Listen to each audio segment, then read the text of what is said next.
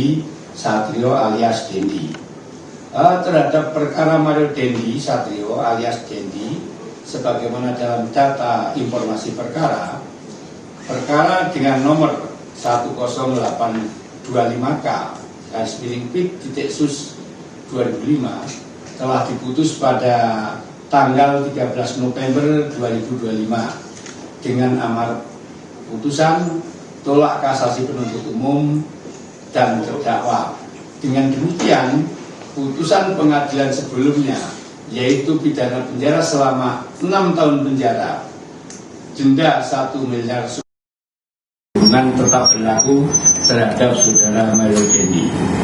Sebagaimana kita ketahui sebelumnya, Mario Dendi juga telah dijatuhi pidana selama 12 tahun penjara atas kasus penganiayaan berat terhadap korban Kristalino David Oyora, sehingga lamanya pidana yang harus dijalani adalah selama 18 tahun penjara, 12 ditambah 6 ya.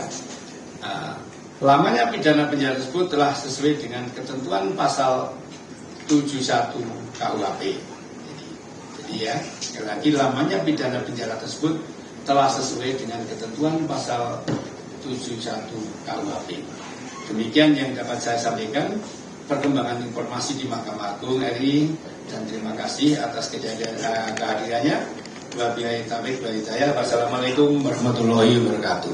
Warahmatullahi wabarakatuh. Terima kasih Prof atas penyampaian konversi persnya, rilisnya. Rekan-rekan wartawan, barangkali ada pendalaman terhadap rilis hari ini, kami persilakan 3 orang terlebih dahulu, kami akan tampung. Kemudian kalau memang masih ada waktu kita buka kesempatan kedua. Untuk kesempatan pertama, Mbak siapa? Sela dari Kompas.com. Sela dari Kompas.com. Dua orang lagi? Mbak Ana biasanya nanya nih.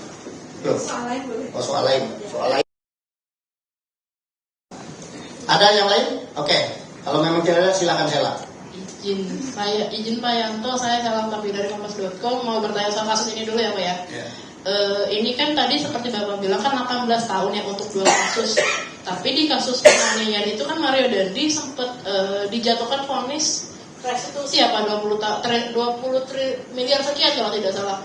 Itu sebenarnya kalau misalkan dari pemberitaan atau proses berjalan dari pihak terdakwa atau terpidana, si Mario Dendi ini kan sepertinya tidak bisa membayar restitusi. Apakah nanti semisal dia tidak bisa membayar restitusi ada hukuman tambahan mungkin Pak? Apakah mungkin pidana penjara itu sudah diputuskan oleh Mahkamah Agung atau seperti apa sih Pak? Jadi apakah mungkin pertanyaan jadi apakah mungkin 18 itu final atau mungkin masih bisa tambah lagi kalau restitusi tidak dibayar? Itu aja. Terima kasih Pak. Oke, itu aja ya. Oke. Ada lagi Mbak Ana? Nggak apa-apa, sampaikan aja dulu kalau memang ini. Terima kasih Pak Badi. Selamat siang Prof. Oke, silakan. Jadi ada 2 pertanyaan yang ingin saya sampaikan. Yang pertama, Ana dari Tempo Kompas. terkait dengan rehabilitasi.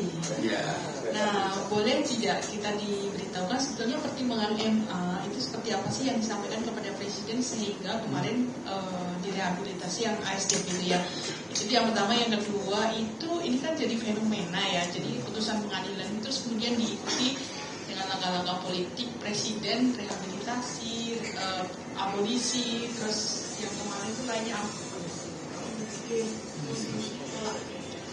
Nah, menanggapi yang seperti itu, respon MA itu seperti apa? Apakah tidak apa-apa gitu ketika putusannya itu kemudian direspon seperti itu? Terus yang ketiga, satu lagi soal KUHP. KUHP kan sudah disahkan dan akan diberlakukan tahun depan gitu bersama dengan KUHP gitu ya. Persiapan-persiapan yang dilakukan oleh Mahkamah Agung untuk menyongsong pemberlakuan KUHP dan KUHP itu seperti apa? Mungkin terkait dengan apa? Aturan-aturan lain yang mungkin perlu diterbitkan dalam bentuk SK atau Perma gitu, mungkin ada gitu, Prof.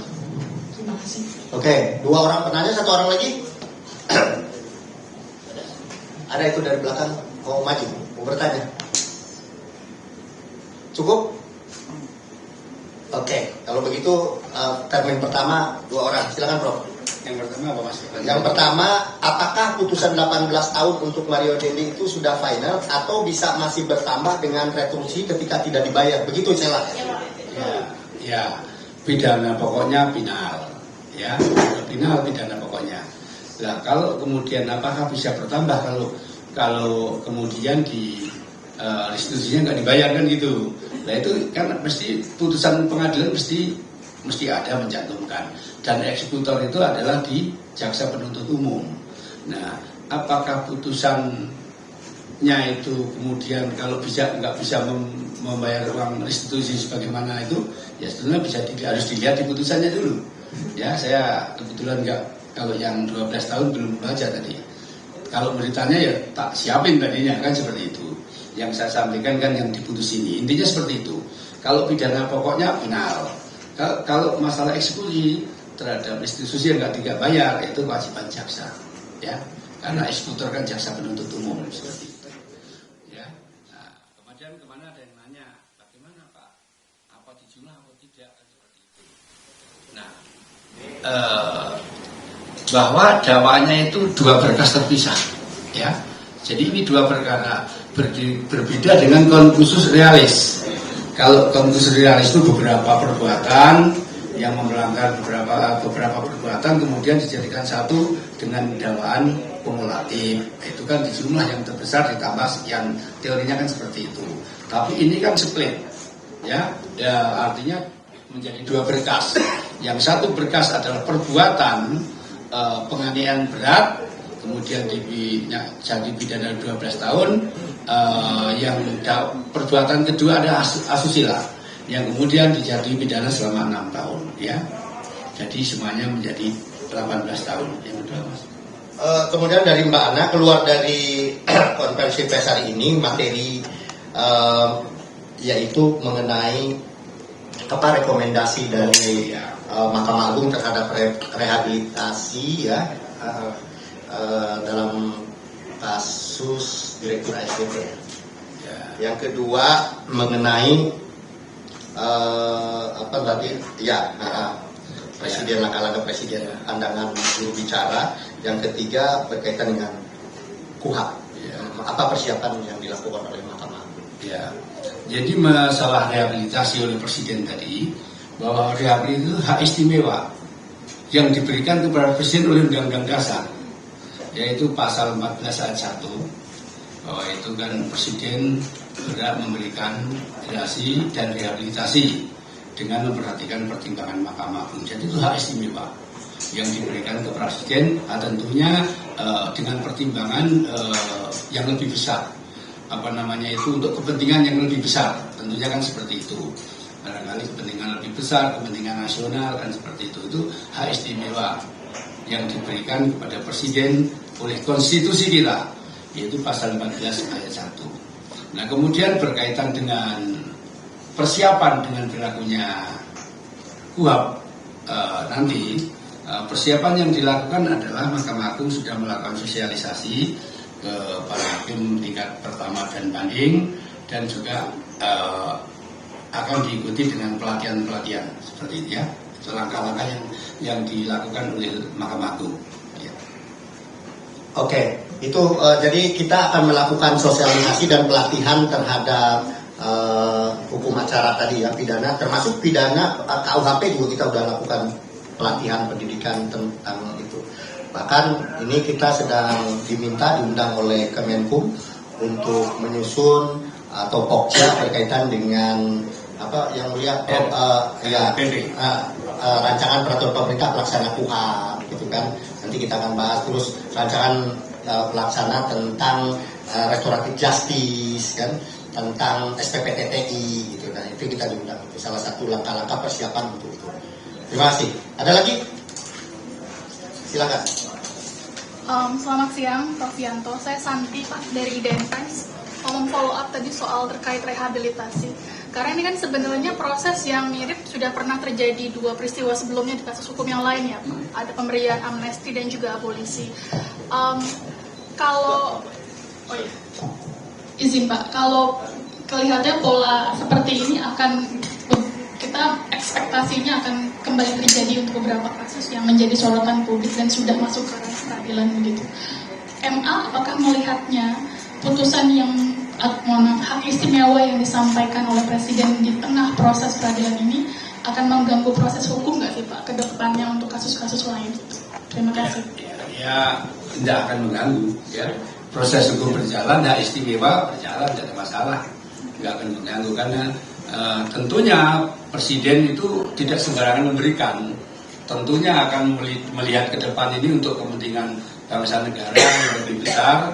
Nah, tentunya hak istimewa. Jadi sehingga antara putusan pengadilan dengan rehabilitasi ya nggak akan mengganggu, hal biasa terjadi dalam ketatanegaraan kita. Ya. Oke. Oh masih lagi kurang Sela mau tambahin lagi. Kita kan tadi kan yang terjadi Pak. Iya oke. Izin masalah dari Kompas.com untuk yang ASDP ini sebenarnya ingin mempertegas Pak. Kalau beberapa pakar itu mengatakan kalau rehabilitasi sebenarnya cuma boleh diberikan kalau vonisnya itu kan lepas ya. Sementara Ira ini kan divonis penjara, 4,5 penjara. Itu sebenarnya yang benar yang mana sih Pak? Karena sebentar, apakah sebenarnya putusannya Ira ini sudah inkrah? Karena kan setahu saya terakhir itu terdakwa dan jaksa penuntut umum itu masih pikir-pikir Pak. Itu keputusan sudah berkekuatan hukum tepat tetap itu sebenarnya seperti kapan? Kan sudah ada penjelasan semalam itu kalau nggak salah kan, di penjelasan kan sudah inkrah karena antara jaksa dan terdakwa menerima putusan kalau salah seperti itu ya. Di penjelasan Pak Menteri kemarin ya seperti itu. Ya. Cukup. Siapa namanya? Izin Hendro dari Tempo ingin mempertegas terkait yang kepres rehabilitasi itu kan memang di bagian pertimbangannya itu kan ada dicantumkan konsideransi ada mencantumkan soal pertimbangan MA. Ingin mempertegas lagi sebetulnya apa yang jadi pertimbangan MA kemudian untuk ikut menyetujui rehabilitasi terhadap PSDP ini? Ya, jadi sebetulnya ini presidennya kan masalah pidana Mario Dendi ya. Ya. Jadi ya itu seperti itu ya. Jadi intinya ya kalau pertimbangan ya saya belum baca juga pertimbangannya kan yang membuat kan biasanya ditunjuk itu. Ya ditunjuk Hakim Agung A atau Agung B gitu kan. Biasanya ditunjuk, nah kebetulan saya nggak ditunjuk ya. Jadi kalau ditanya isinya seperti apa ya harus ditanya yang membuat yang seperti itu. Jadi sekali lagi bahwa ya, sebetulnya ini press release-nya masalah putusan Mario Dendi ya seperti itu. Ya yang lain sudah cukup. Oke, kalau memang sudah cukup kita akhiri konferensi kali ini. Terima kasih atas perhatiannya rekan-rekan semua. Semangat selalu untuk bangsa Indonesia ini, rakyat Indonesia. Terima kasih. Mohon maaf atas kekurangannya. Assalamualaikum warahmatullahi wabarakatuh. Terima